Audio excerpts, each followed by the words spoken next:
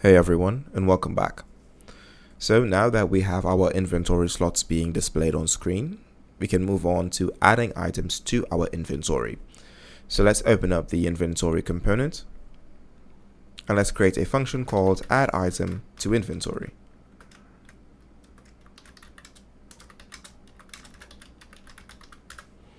Great. This will require an input of type sInventory slot.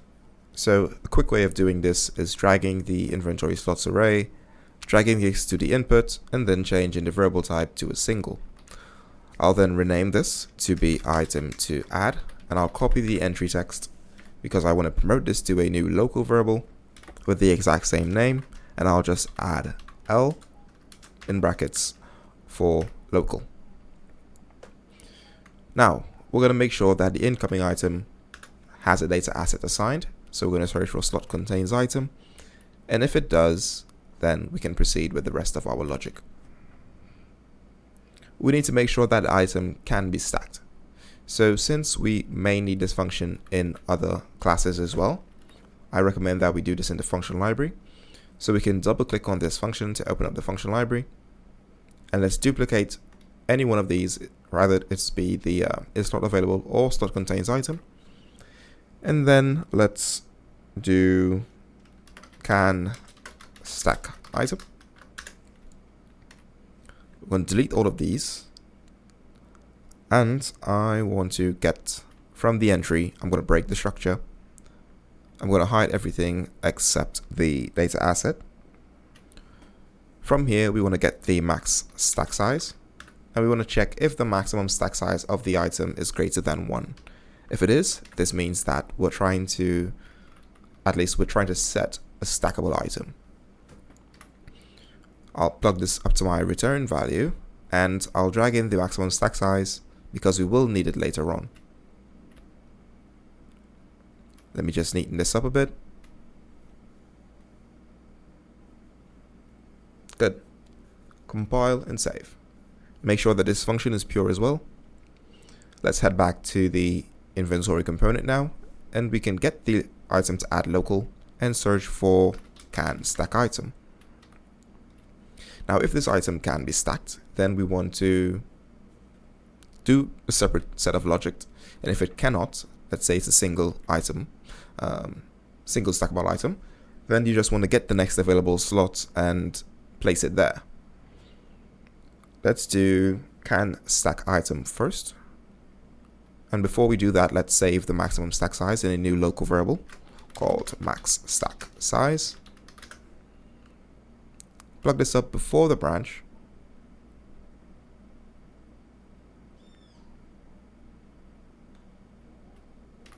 Right.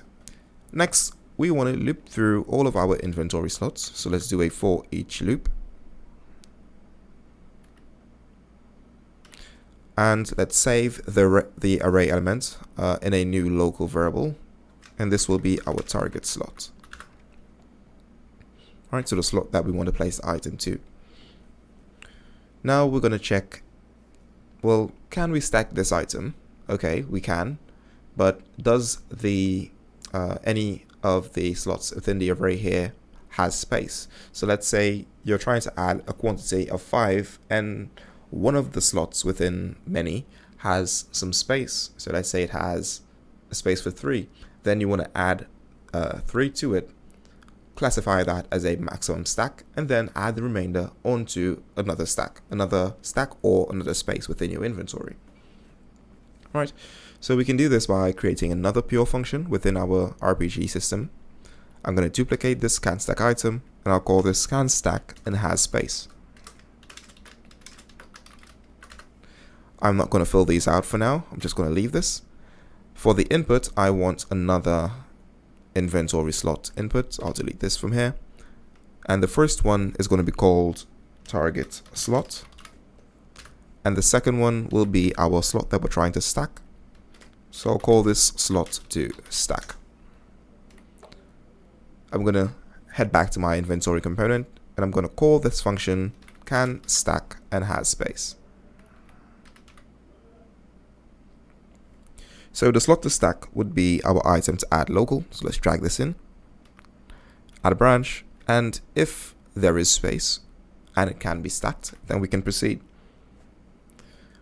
Before we go off of the true path here, I'm going to break the array element from the for each loop.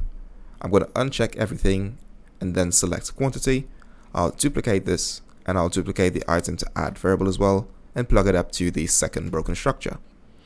I'll then add the quantity from the item to add local to the broken array element. And we're going to save this in a new local variable called new slot quantity. Alright, so with this updated quantity, we're going to set it off of the true pin and we're going to move on. The first thing we want to check here is if the new slots quantity is greater than the maximum stack size of the item that we're trying to add. So let's apply this condition, dragging the max stack size local variable, and then I'm going to add a branch again. And if this is true, then we want to update the slots quantity and then apply some calculations and update the quantity within the structure. If it's not greater than the maximum stack size, then we just want to update the quantity with the new slots quantity and exit the function early. So let's create a function. Let's create a new function to set the quantity. So let's set slots quantity. This will take an input of type sinventory_slot, and it will take another of type integer. And before I change the variable type, I just want to add an output as well, because we want an output of type sinventory_slot for later use, especially when we want to use like splitting our stack and stuff like that. I'm going to call this first input target slot and the second one quantity. Quantity will be of type integer, and for the return value, I'll just rename this to be return value. I'm not going to fill this out for now. In the next episode, we will do this. For now, let's just complete the add item to inventory function because it's pretty large. Now, let's drag in the set slot quantity, connect it to the true, and I'm going to duplicate it and connect it to the false as well. With this done, we need to, firstly here, we can exit the function. So we can call a return node, and I'll add an output of type boolean, and I'll call this return value. And I'll set this to be true. So yeah, we update the slot quantity and we can exit the function right here successfully. If it is true up here, then we can get our new slot quantity local variable, and let's subtract the maximum stack size from it. And now let's get the item to add local, drag off and set the members in the structure so we can update the quantity in the struct. I want to highlight this set members node and select quantity. Plug this up, and that's that. So let's continue by adding the target slot to this. So let's plug up the target slot local variable, and I'm going to duplicate it and connect it here as well. The only difference with this one, it's going to be added, the quantity is going to be different basically. So for this one up here, we're going to use our maximum stack size, and for this one will be our new slots quantity. I'm just going to straighten it up, and that's that. Now we're going to take care of if the item that we're trying to add is not a stackable item. If it's not, then we want to get the next available slot and then save our target slot and do a bunch of other great stuff. So to do this, we'll need a function called getAvailableSlot. I'm going to get my inventory slots array and do a for each loop. Connect this to the input. Next, I want to check, is the array element available? And if the slot is available that we find, then we want to exit this function successfully. So I'll add a return node. This will take two outputs. The first will be of type boolean, and I'm going to call this return value. And another will be the array elements. I'm just going to drag this in, create some reroute pins, and I'm going to rename this to be the found slot. I want to set the return value to be true, and that is all for this function. Back to the add item to inventory, I'm going to drag this in and connect this to the false bin right here. And I also want to connect the uncompleted bin to this from the can stack item successful logic.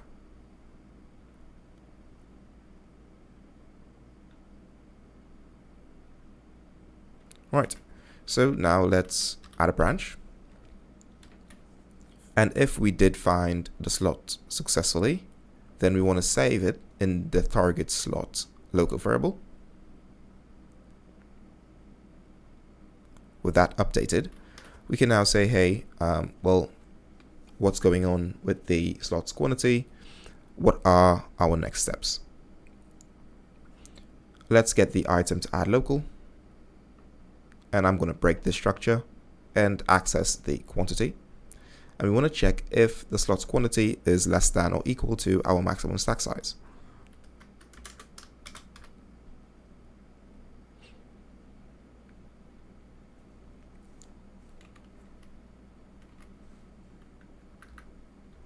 All right, so I'm going to add a branch, connect this up. Now let's proceed. So if the item that we're trying to add quantity is less than or equal to our maximum stack size, then we just want to set it to that slot, and there's no need to add another item or try to stack anything. It should just set the item to that index and don't have to worry about adding any items to any other slot. So we're going to create a function called set item to index.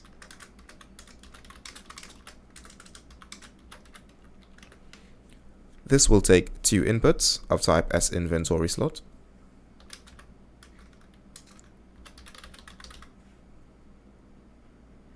The first one is going to be called target slot, and the second one will be our item to set. I'm not going to fill this out yet, so I'll drag in the set item to index function and connect it off of the true pin. And then I will duplicate this return node from right here and exit the function successfully. For the target slot, it will be our item, our target slot, local variable, and for the item to set will be our item to add local. Good. Now let's proceed by saving the item to add local in a temporary structure, and then we can update the quantity with the maximum stack size and then set the member to that index. We're going to do this by getting the item to add, promoting this to a new local variable, and I'll call this cached item to add.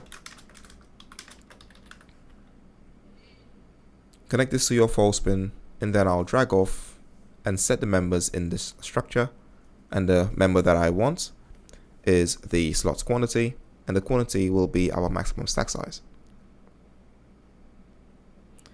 And this is where we're going to iterate through and add as many items as we like, even though the maximum stack size may be 1, but the quantity of the item on the floor is 5. It will iterate and just add 1 per slot.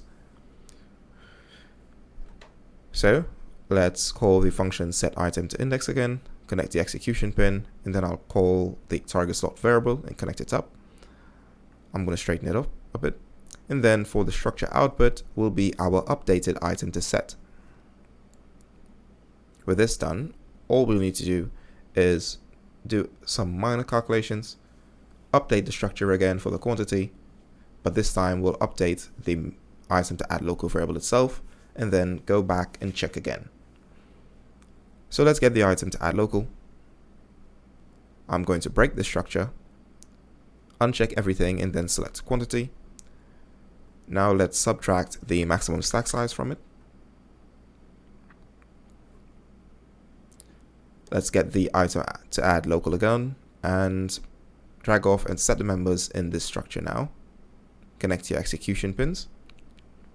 Select the structure, set node, and then select quantity and plug in this calculation.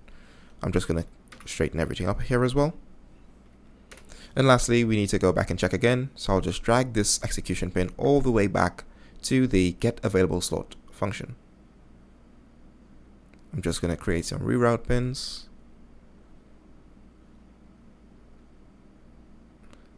And I would leave it highlighted, and I'll highlight this one as well and straighten up my pins. Good. And that's it for this function. In the next episode, we're going to fill out the can stack and has space function, as well as the set item to index and the select slot quantity. That's it for this one, guys. See ya.